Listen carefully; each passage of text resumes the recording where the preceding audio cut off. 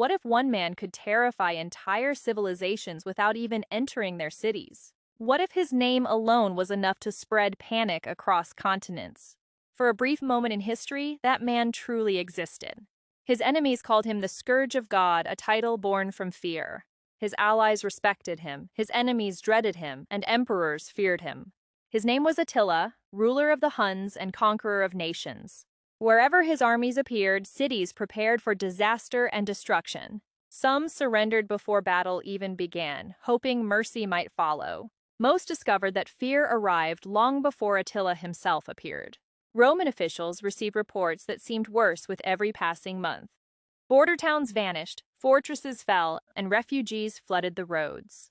The empire's confidence slowly transformed into uncertainty and dread. Yet Attila was not born into greatness or power. He emerged from the vast grasslands beyond Rome's comfortable borders, a harsh world where survival depended on strength, speed, and courage. There, children learned horseback riding almost as soon as they could walk. Warriors measured worth through victories rather than titles or wealth. And among them, Attila learned lessons that would reshape history forever. He understood something many rulers never truly comprehended. Fear can conquer territories before a single sword leaves its sheath. And soon, all of Europe would experience that terrifying reality. The rise of Attila was beginning, and the world was unprepared. Empires would tremble, armies would fall, and legends would be born. But the greatest mystery of Attila's life still awaited its moment. Long before emperors feared him, Attila was simply a boy among horsemen. He grew up on the endless Eurasian steppes where survival was never guaranteed. The land was beautiful but also ruthless beyond imagination.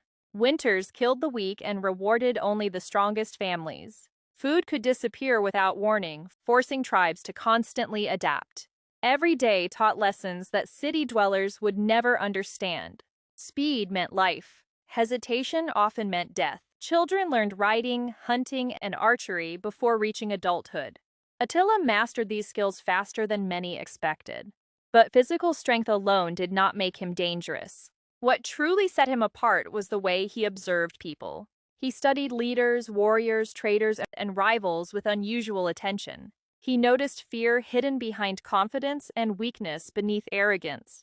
He learned that power often depended on perception rather than reality. Those lessons became weapons more valuable than swords. As Attila grew older, tribal politics became increasingly important.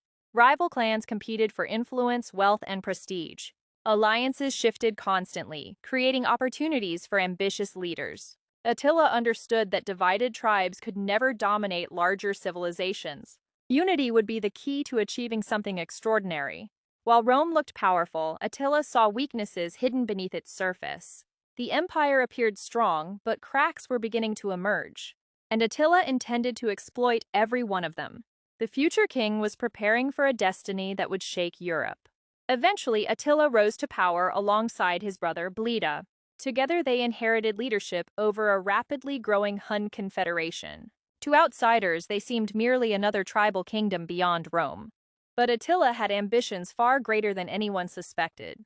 He dreamed of transforming scattered tribes into a dominant force. First, he needed to unite people who rarely trusted one another. Some accepted diplomacy, others required intimidation or military pressure. Slowly, rival factions began gathering beneath Attila's growing influence. His reputation expanded with every successful negotiation and campaign.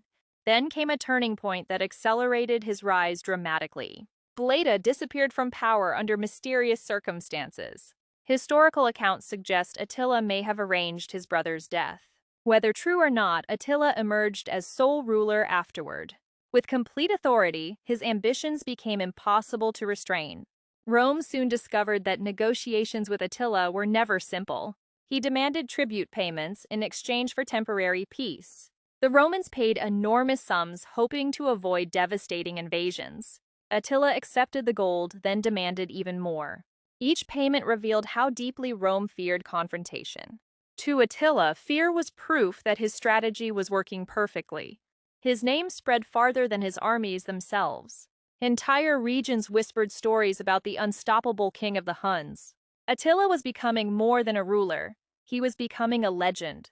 and legends often become more powerful than reality itself. Rome believed gold could solve problems that armies could not. For a while, that strategy seemed surprisingly effective. Tribute payments flowed steadily from imperial treasuries toward Attila's court. The amounts increased as Roman fear continued growing. Every payment bought peace, but only for a limited time. Attila understood exactly how valuable fear had become. Fear weakened judgment and encouraged desperate political decisions.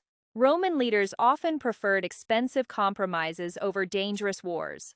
Attila exploited this weakness with remarkable precision and patience. Whenever negotiations succeeded, he gained wealth without risking soldiers. Whenever talks failed, invasion remained a terrifying alternative. Either outcome strengthened his position and influence. Meanwhile, his warriors grew stronger through constant training and preparation. The Hun military machine expanded with every passing year. New allies joined, attracted by victories, wealth, and opportunity. Others joined simply because opposing Attila seemed increasingly dangerous. Across Europe, stories about him became larger and darker. Some claimed he could never be defeated in battle. Others believed divine forces guided his campaigns and ambitions. Reality mattered less than the legend taking shape. Attila carefully cultivated that reputation whenever possible. He wanted enemies defeated before battles even began. And soon, a remarkable opportunity arrived from within Rome itself. An opportunity that would bring Attila closer to ultimate power. Then came a letter that would change the course of history. It originated from within the highest ranks of Roman society. The sender was Honoria, sister of the Western Roman Emperor. Trapped in political struggles, she desperately sought a way out. Historical sources disagree about her exact intentions and expectations. But one thing is clear, she contacted Attila directly. Along with her message, she reportedly sent a ring. To Attila, this looked like an extraordinary opportunity. He publicly claimed Honoria had offered marriage to him. Then he made a demand that stunned the Roman world. Attila requested half of the Western Roman Empire as dowry. Roman officials reacted with outrage, disbelief, and panic. The proposal was rejected immediately and completely. But Attila had already achieved something extremely valuable. He gained a justification for future military action. Now he could present himself as a wronged claimant. Whether anyone believed him hardly mattered anymore. The political crisis gave Attila exactly what he needed. A reason to march westward with enormous armies. The stage was set for one of history's greatest confrontations. Europe braced itself for a conflict unlike any before. Cities strengthened defenses and prepared emergency supplies. Leaders exchanged urgent messages as fear spread rapidly. Attila was coming and the world knew it. In 451 AD, Attila launched one of his most ambitious campaigns. His armies surged into Gaul, modern-day France, leaving fear everywhere. Towns and settlements faced a terrifying choice: resist or surrender. Many hoped submission might spare them from destruction. Others chose defiance despite overwhelming odds. The advance of the Huns seemed unstoppable and relentless. Refugees crowded roads, carrying stories of devastation and loss. Every new report increased anxiety throughout the Roman world. Yet this time, something different began to happen. Attila's enemies realized they could not survive divided. Ancient rivals formed alliances that once seemed impossible. Roman forces joined with Visigoths and other regional powers. At the center stood the skilled Roman general Flavius Aetius. He understood Attila better than most commanders ever could. Aetius knew that unity offered the only realistic chance of survival. Slowly, a coalition army gathered to confront the Huns. Thousands of warriors prepared for a battle that could change history. The stakes could not have been higher for either side. If Attila won, Western Europe might fall before him. If the coalition failed, few obstacles would remain. As summer progressed, both armies moved toward inevitable confrontation. The battlefield waiting ahead would become legendary. Soon, tens of thousands would fight beneath blood-red skies. And Attila would face the greatest challenge of his life. The Battle of the Catalonian Plains became one of antiquity's greatest clashes. Massive armies collided with extraordinary violence and determination. Dust filled the air as warriors charged across the battlefield. Arrows darkened the sky before cavalry smashed into enemy lines. Men fought not only for victory, but for survival itself. Every section of the battlefield became a desperate struggle. Attila directed his forces with the confidence of a seasoned conqueror. Yet this enemy coalition refused to break or retreat. The fighting intensified as casualties mounted on both sides. Thousands fell amid chaos, confusion, and relentless violence. Even powerful leaders were not spared from danger. The Visigoth king Theodoric died during the brutal confrontation. His death fueled determination among warriors seeking revenge. The coalition continued pressing against Attila's forces. For perhaps the first time, Attila faced genuine resistance. Victory no longer seemed guaranteed or inevitable. As darkness approached, uncertainty spread across the battlefield. Both sides suffered terrible losses and exhaustion. Eventually, Attila withdrew toward a fortified defensive position. The coalition held the field, claiming a strategic success. It was not a complete defeat for Attila, yet it was certainly not the triumph he expected. Europe celebrated, believing the Hun threat had finally weakened. They were about to discover the story was not over. Most leaders would have paused after such a costly campaign. Attila chose a different path entirely.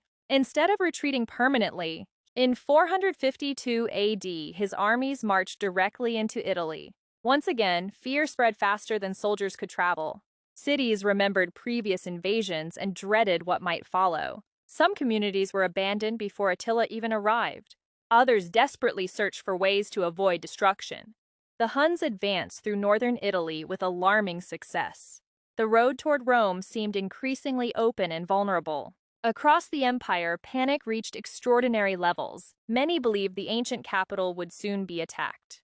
Then history took an unexpected and mysterious turn. Pope Leo I traveled to meet Attila personally. Their conversation remains one of history's enduring mysteries. No detailed record reveals exactly what was said. Some claimed divine intervention influenced Attila's decision. Others pointed toward disease, famine, and logistical difficulties. Whatever the reason, Attila made a shocking choice.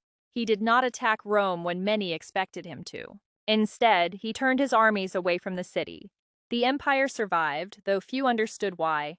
Historians still debate the answer more than 15 centuries later. Yet an even stranger event was about to unfold. The following year, Attila prepared for what seemed a joyful occasion. He married a young woman named Ildiko during a grand celebration. Feasting, drinking, and festivities continued late into the night. Warriors celebrated the achievements of their seemingly invincible ruler. Attila had survived countless battles and political conspiracies. Few imagined danger still threatened such a powerful man. Yet sometime during that wedding night, everything changed. When morning arrived, Attila did not emerge from his chamber. Concern quickly spread among servants, guards, and advisors. Eventually, the door was opened and a shocking discovery followed. Attila the Hun was dead. The conqueror who terrified empires had died without a battle. Ancient accounts suggest severe bleeding may have caused his death. Others suspected poisoning, assassination, or hidden political intrigue. The truth remains uncertain even today. What is certain is the chaos that followed immediately afterward. Attila's sons began competing fiercely for control of the empire. Internal rivalries shattered the unity he had spent years building. Former allies became enemies almost overnight. Rebellions erupted and subordinate tribes demanded independence. The mighty Hun Empire began unraveling with astonishing speed. What enemies failed to destroy, division accomplished with ease.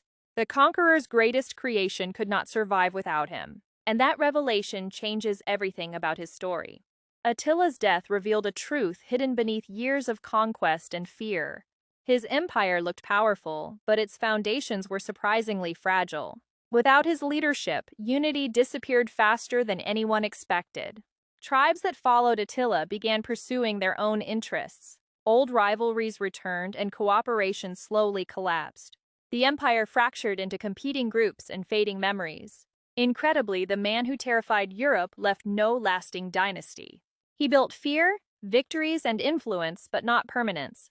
Yet history never forgot his name. That is what makes Attila such a fascinating figure. Many rulers built monuments that still stand today. Attila built something far less visible but equally powerful. He built a reputation that survived centuries after his empire vanished. Legends transformed him into something larger than life itself. Some portrayed him as a destroyer sent to punish civilizations. Others admired his determination, leadership, and military brilliance. The truth likely exists somewhere between those extremes. Attila was neither monster nor hero alone. He was a product of a harsh world and turbulent era, a man who understood fear better than most leaders ever could, and he used that understanding to reshape history. Even today, his story reminds us of something important. Power can conquer nations, but it cannot guarantee lasting stability. And fear may win empires, yet rarely preserves them forever.